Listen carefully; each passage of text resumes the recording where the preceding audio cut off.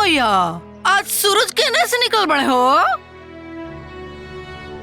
तू लगे जगह करे बड़ू, चला जाए जैसे। अम्मा जी, माफ कर दी, माफ कर दी, हमने के माफ कर दी अम्मा जी। हाँ अम्मा जी, हमने के बहुत बड़ा कपटी बानी, हमने से बहुत बड़ गलती हो गई अम्मा जी। अम्मा जी, हमारे से बहुत बड़ा गलती हो गई। तांत्रिक बुला के रउआ लोग पे टोना टोटका करौली, हमने के माफ कर दी अम्मा जी। हमारे से बहुत बड़ गलती हो गई अम्मा जी। हम अपना भाई के बोलौले रानी, रउआ सबके मारे खातिर माफ कर दी ना। वाह रे वाह, जब मन करो तब हमार बेइज्जती करो लोग, मारा लोग, पीटा लोग, और बाद मुंह उठा के आजा लोग माफी मांगे खातिर, और हम माफ कर दी। अरे तुम लोग जैसन थेथर केहू ना होई, चला जाए जैसे। ना अम्मा जी, माफ कर दी, हमने दोबारा ना कर अम्मा जी। ए छटको समझावा ना अम्मा जी के तानी। अम्मा जी, ये लोग खुद से चल के आयल बाड़ी माफी मांगे खातिर, और वैसे भी कहल जाला ना कि अगर सुबह का भूला सांझी के वापस आ जाए तो ओकरा के भूला ना कहल जाला। माफ कर देना। अरे दुल्हन, तू नहीं खुजानत, इस सब ना एकदम विश्वास करे लायक नहीं खे, इस सब के सब कपटी है सन। हाँ तो ठीक बा ना अम्मा जी, अगर ये छल कपट करी हैं तो माता रानी इनकर हिसाब करी हैं। अगर ये लोग अच्छा करी हैं तो ये लोग इनके साथ अच्छा होई, बुरा करी हैं तो बुरा होई। लेकिन रहुआ तो माफ कर दी ना। ए माई, माफ कर देना। अब फिर से ना हुई, माफ कर दी अम्मा, गलती हो गई। माफ कर दी ना अम्मा जी, आपकी बेर माफ कर दी, अब गलती ना हुई। कर दी ना माफ।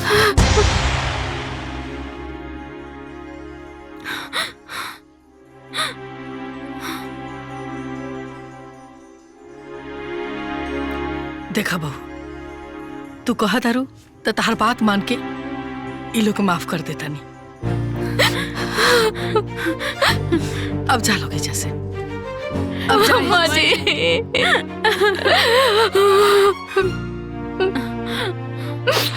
अम्मा जी, रउआ माफ कर देनी, दिल के बहुत सुकून मिलल। अब आराम से रहब जा। प्रणाम अम्मा जी।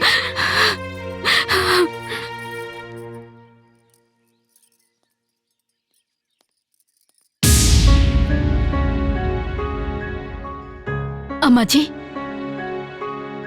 काल से नवरात्रि शुरू होगा था, तो हमने चाहता नहीं कि हमने दोनों परिवार मिलके कुल देवी के कढ़ाई चढ़ावल जाओ। हाँ देवरानी जी, हमनी के कल पहुंच जाए, रउआ लोग के इंतजार करब, अइबू ना।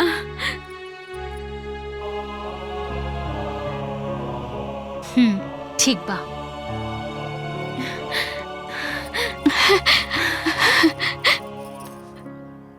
गोड़ लगा तनी अम्मा जी, आशीर्वाद दे।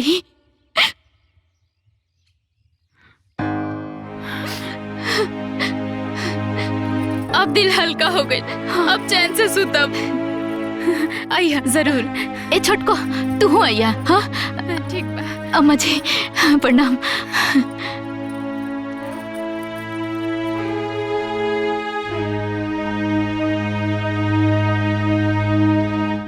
अम्मा जी, तीर एकदम निशाना पे लग गइल बा। वाह।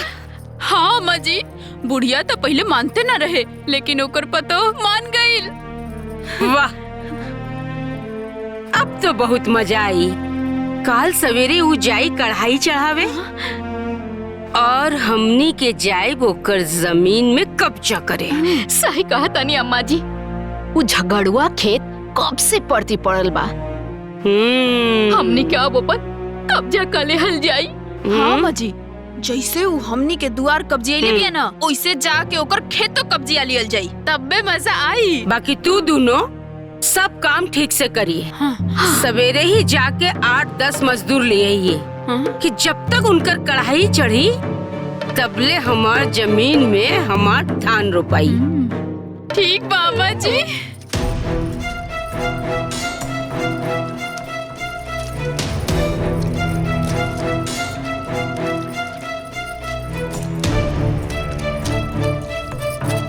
अरे जल्दी जल्दी हाथ चलावा लोग, 1 घंटा में वो खेत रोपे के बा। हाँ अम्मा जी, जल्दी जल्दी करत पानी। तू लोग भी जल्दी जल्दी करा।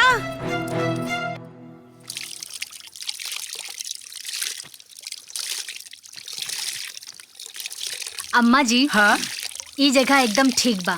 वो लोग आई है ना टौकनी के हमनी लोग दिख जल जाई। हाँ हाँ, लेकिन वो लोग कहाँ रह गए लोग अभी तक आए लोग ना? अरे होते हुई है अम्मा जी, हो सकेला साधन ना मिलल हो। ए आगे आगे बढ़ बढ़ के करा लोग। अरे तुम लोग और पीछे जाके रोपा भाई। हाथ लगावा लोग, हाथ लगावा रे सब।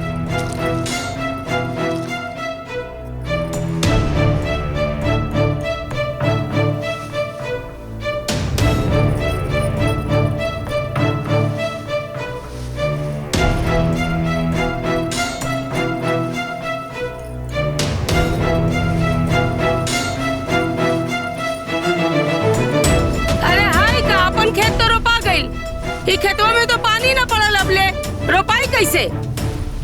जा लोग जल्दी जल्दी, जा लोग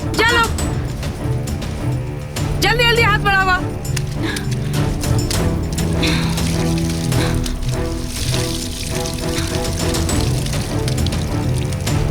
अरे अरे उधर पानी करना, उधर जो ना।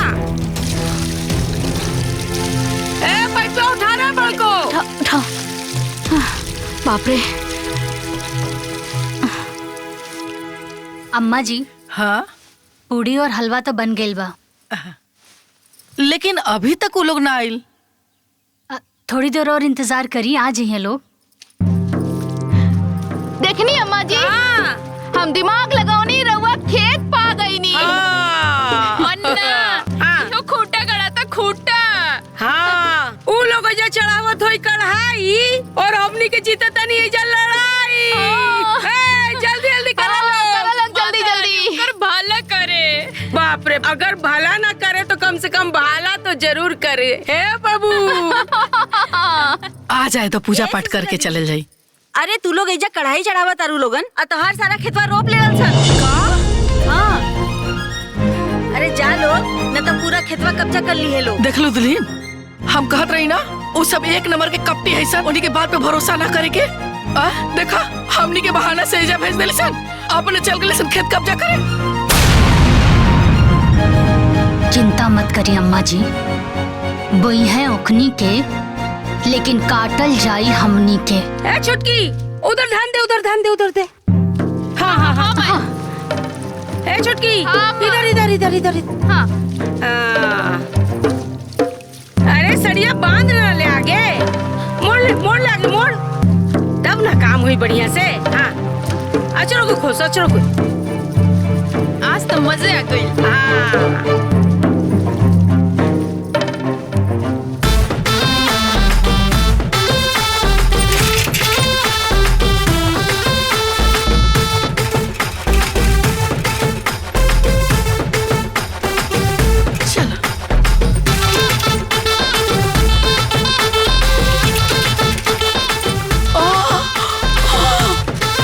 अरे बाप रे, ये देखो।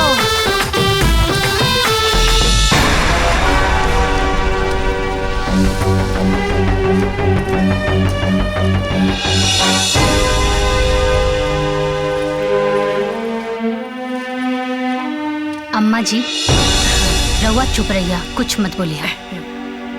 आज देखिया कि कैसे हम इकनी के हम खंबा उखाड़ा तानी।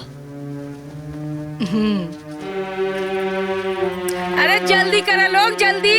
अरे का हो, का होता?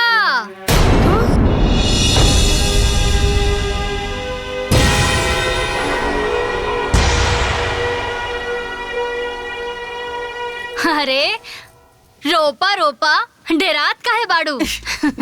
अरे हम तो आइजा तोहनी की मदद करे खातिर आइल बानी। रोपा रोपा।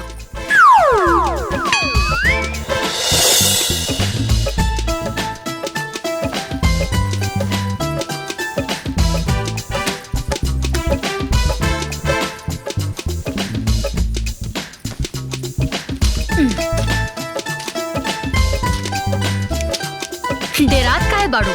रोपा रोपा। अरे रोपा। का हो गई तू लोगन के?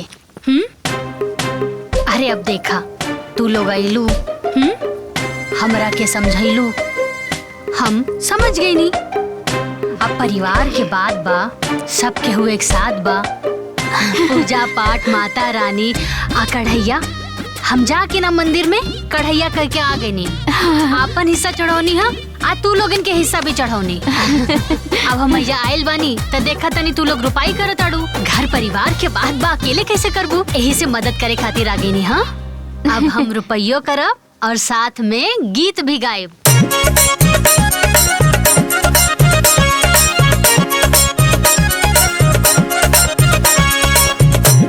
किए हो पिया ढोला अब तू टरनिया घरवा लागल रोपनिया ना।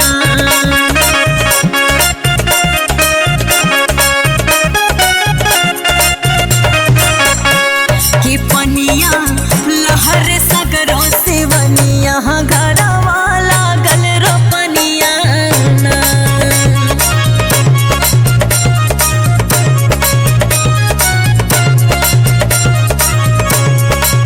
कितनो जनी के धन हरियाए रोपनी के बेरा बायाए। झुरुरा झुरुरा पुरवैया लहरे पेड़वा के पतैया। के सब ही करत बावे के सनिया घरवा लागल रोपनिया ना।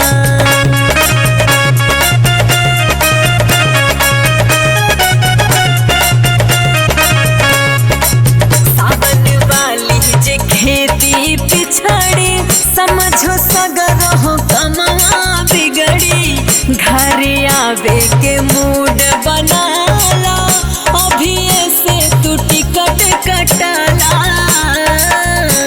कि रोपल जाई दोनों परनिया घरवा लागल रोपनिया ना।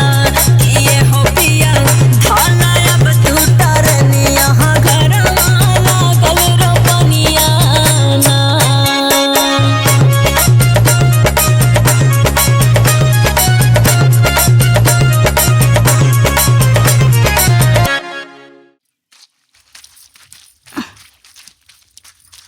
अरे बापू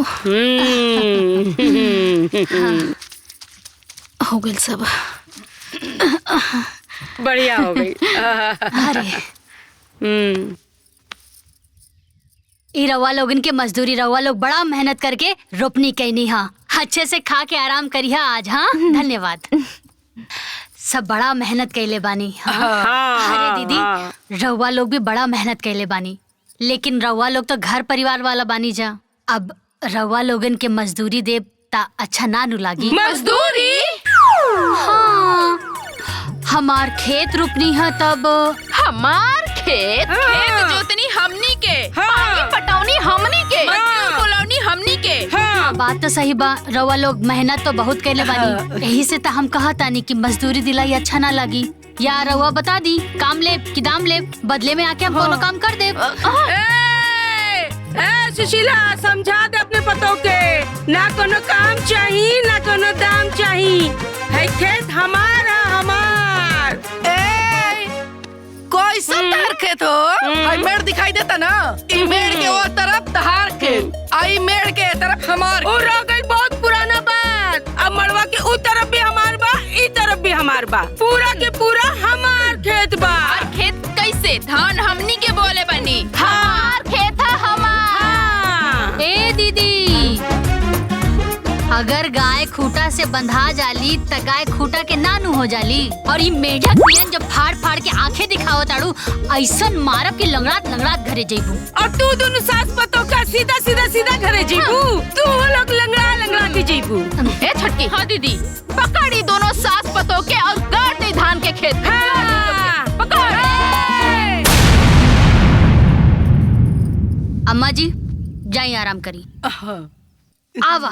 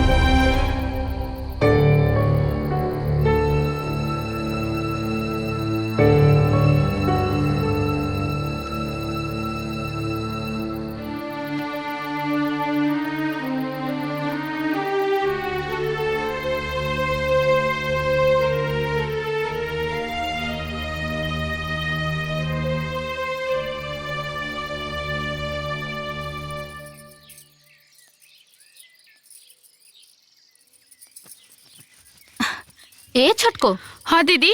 अम्मा जी अभी ले सुतल बड़ी भाई, देखा उनके जगावा। ठीक बा दीदी। हाँ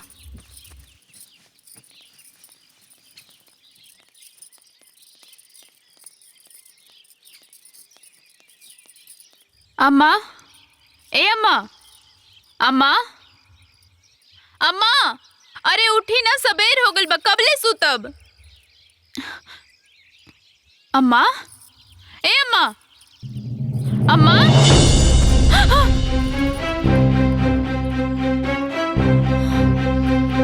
ए दीदी, दीदी हाँ, देखो ना अम्मा जी के का हो गइल बा।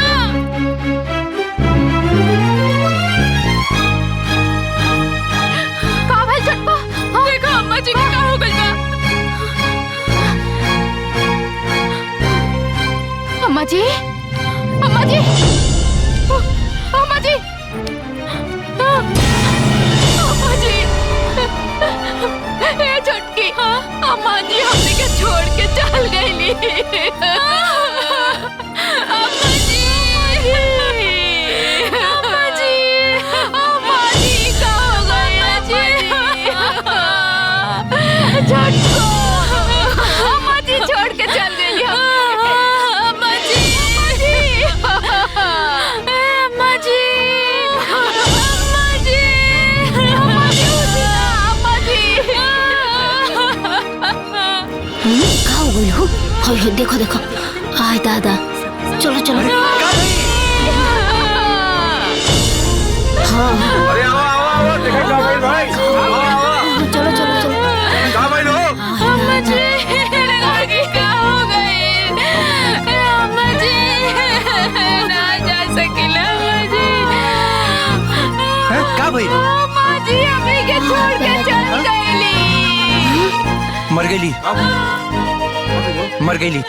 लागत है राधे से आपके फोन करके दुबई से बुलाए के पड़ी। अरे बहू कहाँ जाता रू, मत जा। अरे जाई दी ना अम्मा जी, ऐसा टाइम पे रोकल ना जाला, बल्कि रउआ भी चली। हाँ माई चली। हाँ चल। हाँ चलो। बुलाए के पड़ी। ये चुड़ैलिया खैलसिया अम्मा जी के, ये चुड़ैलिया काले ही हमरे अम्मा जी के मार मार के लता चुप हो जा, चुप हो जा। हमरे अम्मा जी के। अम्मा जी, अम्मा जी, अम्मा जी, अम्मा जी, अम्मा जी। अरे चुप नौटंकी, अम्मा जी मरल नहीं की, बल्कि बेहोश बाड़ी। बेहोश जल्दी से इनकरा के अस्पताल लेके चली। जल्दी करी, जल्दी करी। चले चलो चलो उठाई। बड़की भाई उठाओ। जल्दी लेके चल, चल चल यार। संभल के।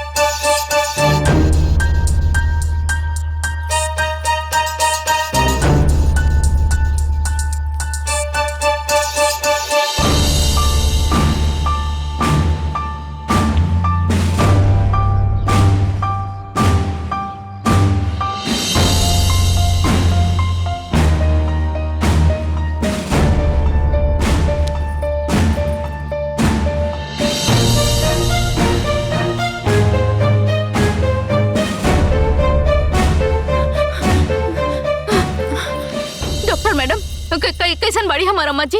देखी, हाइपर टेंशन के वजह से उनका शुगर लेवल बहुत ज्यादा बढ़ गई रहल, जेकरा वजह से उनका दोनों किडनी खराब हो गई बा।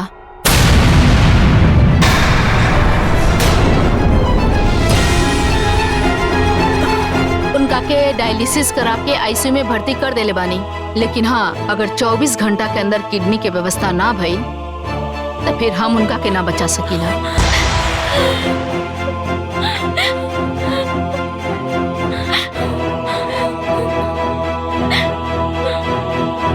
फिलहाल अभी मरीज होश में बा, रउआ लोग मिल सकता नहीं।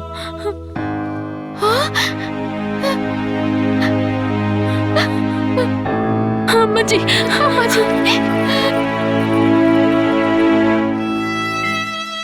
अम्मा, अम्मा,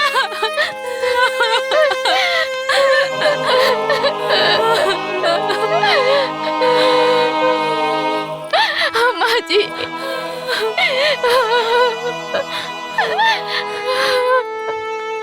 ये सब कहाँ हो गई अम्मा जी? अम्मा, हमने के भगवान कितना दुख दिए, हंसी खुशी हमने के जियत रहली, पता न के कर नजर लग गई, भगवान से यहाँ न देखल गई। भगवान जी जल्दी से अम्मा के ठीक कर दी। अम्मा जी, अम्मा जी। एक्सक्यूज मी प्लीज, आप लोग इस तरीके से रो रो के ना मरीज के डिस्टर्ब मत करी प्लीज। इनका जान बचावे के बाद तो किडनी की व्यवस्था तुरंत करी, जल्दी से जल्दी। हमने के कहाँ से व्यवस्था करी मैडम जी? अरे घर परिवार से कल जाई, नात रिश्तेदार से कल जाई, कहीं ना कहीं से व्यवस्था तो कर ही के पड़ी। ऐसा काहे ना करता नहीं कि रउए दे दी, रउआ तो बहू न बाने इनकर।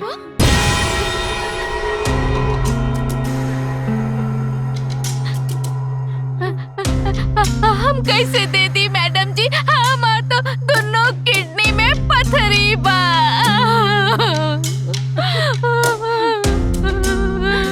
हम कैसे दी? दीदी सही कहत बड़ी। अच्छा ठीक है, ऐसा करा कि तू है दे दा। देखे में तो काफी स्वस्थ नजर आवत अरु, तो दे दा।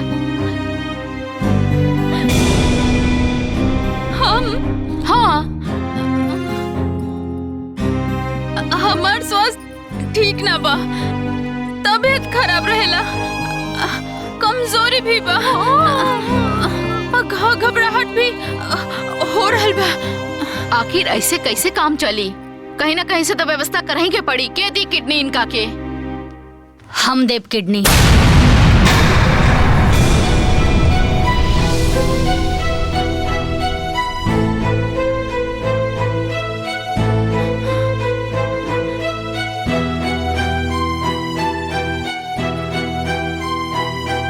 डॉक्टर साहब, हम देव किडनी। व्हाट? डॉक्टर साहब, हम हो इनकर परिवार हैं। तब तो बहुत अच्छी बात बा। अब चली फॉर्मेलिटीज कर लिहल जाए और रउआ के जांच भी कर लिहल जाए। हम चला तनी, रउआ आ जाई। ठीक बा।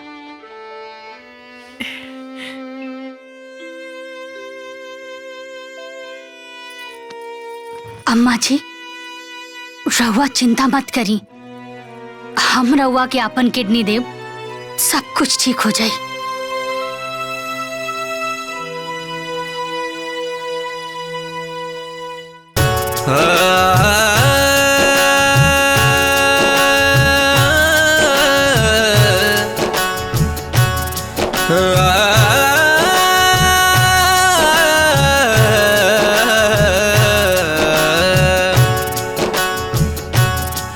जब खून खून से मिल के रहे, तब प्यार जिया में खिल के रहे। जब खून खून से मिल के रहे, तब प्यार जिया में खिल के रहे। लाख दुश्मन दीवार होके प्यार से आके मिलेला। जब खून खून के खींचेला, तब दिल के बगीचा खिलेला। जब खून खून के खींचेला, तब दिल के बगीचा खिलेला।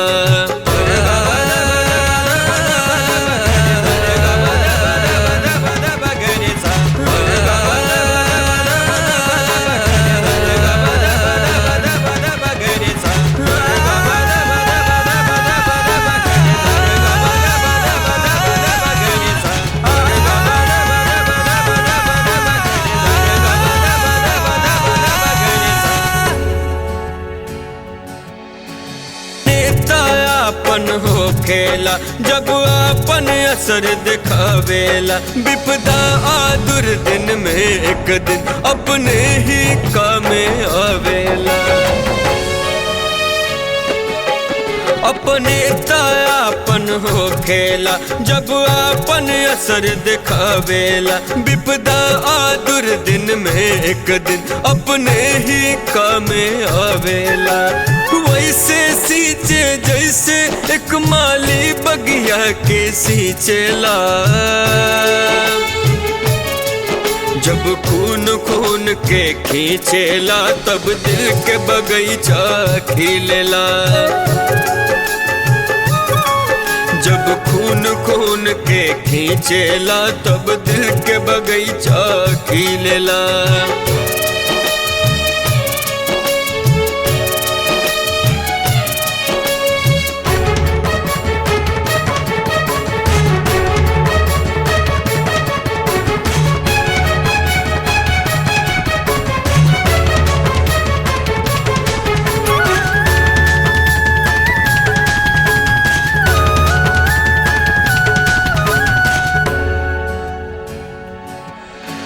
प्रीत जपन पे जिया के अंदर भरम के पर्दा हट जाला।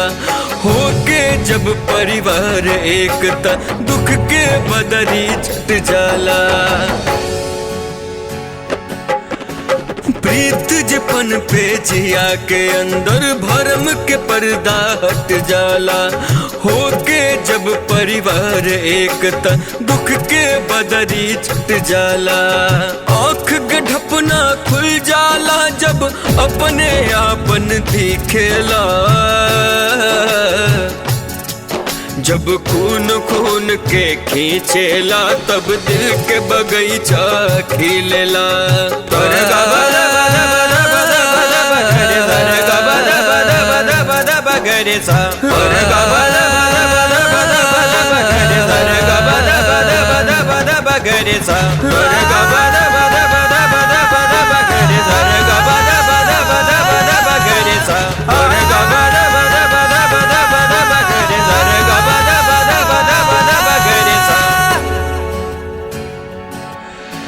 प्रीत जपन पे जिया के अंदर भरम के पर्दा हट जाला। होके जब परिवार एकता दुख के बदरी छट जाला। प्रीत जपन पे जिया के अंदर भरम के पर्दा हट जाला। होके जब परिवार एकता दुख के बदरी छट जाला।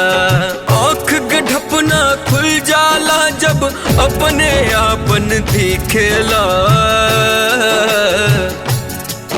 जब खून खून के खींचेला तब दिल के बगीचा खिलेला। जब खून खून के खींचेला तब दिल के बगीचा खिलेला।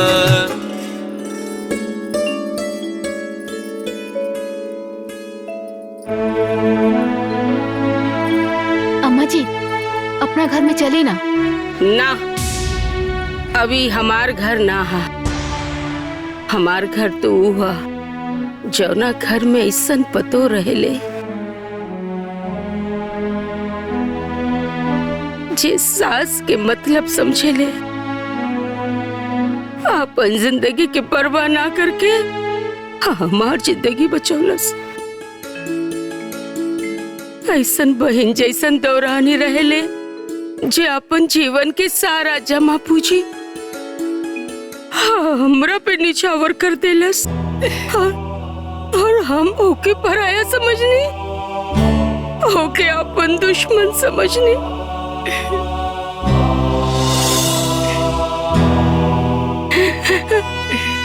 सुशीला बहन, आप हमरा के माफ कर दे,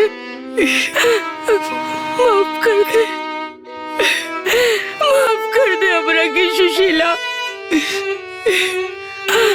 माफ कर दे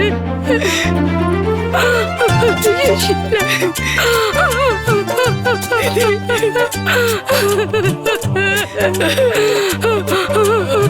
माफ कर दे सुशीला। हमसे गलती हो गई।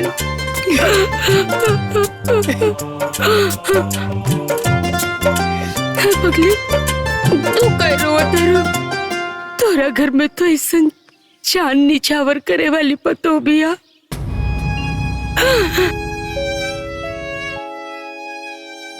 शुभ सोना जैसन बेटा बा। रोए के तो हमके चाहिए। तू को बेटा बा दोनों स्वार्थी हमार पतो मतलबी। ए सुशीला हम तोरे घरे रहल चाहता नहीं रहे देबे हमरा के बोल रहे देबे।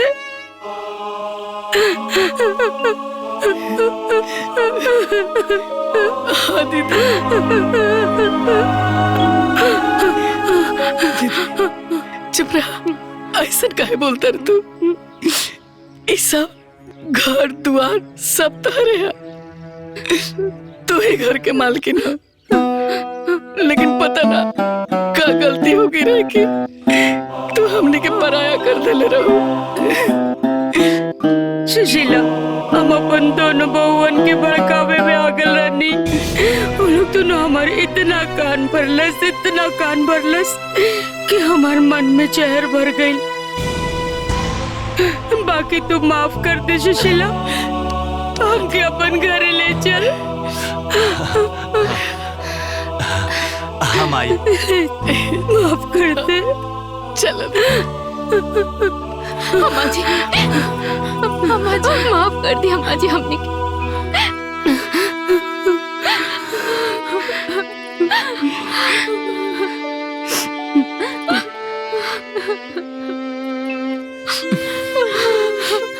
अम्मा जी माफ कर दी। ना तोहनी खातिन कोनो माफी नहीं की। चला भागा यहाँ से।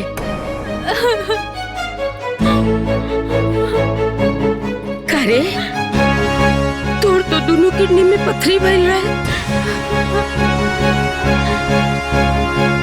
और तोरा की तो कमजोरी रहे, चक्कर देते रहे। अब का भइला? आज के बाद तू लोगन से हमार कोनो नाता रिश्ता नहीं के। कुछ कहा ना ये घर से लतौनी से। कैसन बात करता नहीं अम्मा जी? ऐसन काहे बोले नी? रिश्ता नाता तब भगवान जोड़ेलन, ओके हमनी तोड़ी ना अम्मा जी। जौन रिश्ता भगवान जोड़ेलन अगर ओके केहू तोड़ेला त जीवन भर ओके दुख ही मिलेला। लेकिन बहू तू देख लो ना कि ये लोग कैसे नाटक करत रहे। जाई दी ना अम्मा जी, समझ में आ गेल ना। हाँ अम्मा जी हम डरा गए रहनी, हमके माफ कर दी अम्मा जी। हाँ अम्मा जी मोती काम न कैलक, हमने के माफ कर दी अम्मा जी। ए माई रे, ए माई माफ कर दे रे, ए माई माफ कर दे रे हमरे के। माई आज के बाद हमनी के कोनो गलती ना करब जा, माफ कर दो माई। हाँ अम्मा जी, सब के हो के अपन गलती के एहसास हो गइल बा, अब रुआ माफ कर दी। ना बहू, इन्हन के हम ऐसे माफ ना करब। इन्हन के मेहरारू के चलते ही खूटा गड़ाइला। जब सब मिलके खूटा हटाई ओकरे बाद हम माफ कर। ई बात ममाई, ई खूटा अपने उखाड़ा तने। चल जा, चल भैया। भैया हम आवता नहीं।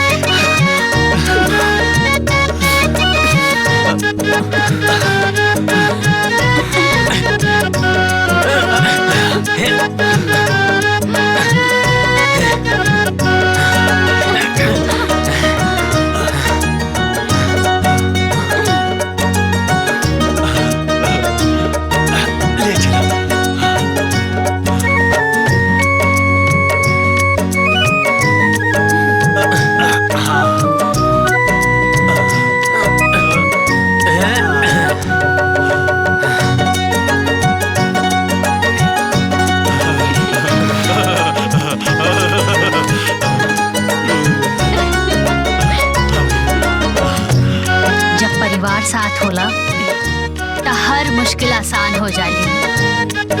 काहे से कि घर एगो मंदिर समान होला जहाँ प्यार और सम्मान निवास करेला। यही से कहल जाला कि सब केहू के मिलजुल के रहे के चाही। काहे से परिवार की खुशी से बढ़कर कोनो खुशी ना होला। सही कहली ना, हमने मिलकर रह जाए। हाँ भैया।